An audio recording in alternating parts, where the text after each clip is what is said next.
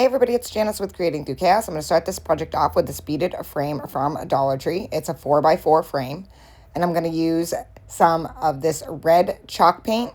I don't remember the exact color, but you can use any color red that you have. You could use acrylic paint.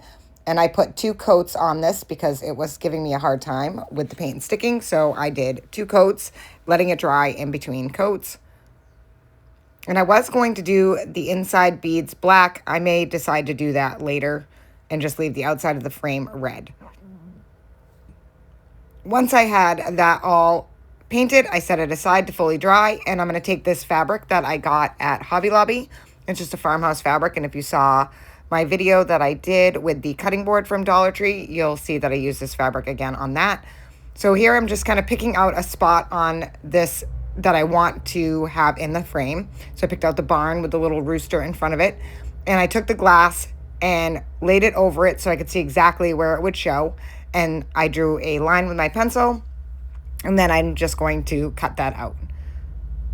So I just kind of picked the piece of fabric. You could use any different design from this to do whatever you wanted for your design on yours. So I chose the little barn, and I think it's either a rooster or a chicken. And I cut a piece of heavy cardstock that was the same size as the frame.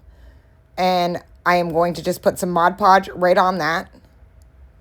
And I did a decent amount because I'm going to put the fabric on it. So I wanted to make sure that it stuck really well. And just make sure that I get all of that covered.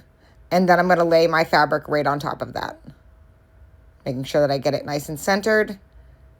And then I'm going to let that fully dry. So I just kind of smoothed it out with my hands. And waiting for that to fully dry. Once that was fully dry, I can trim off all of the edges if it needed to be. I'm going to pop that right into the frame, put the backing back on, and that is it. And I still have to paint the back of this. I totally didn't even think about that. But anyway, I think this turned out so super cute, and I absolutely love it.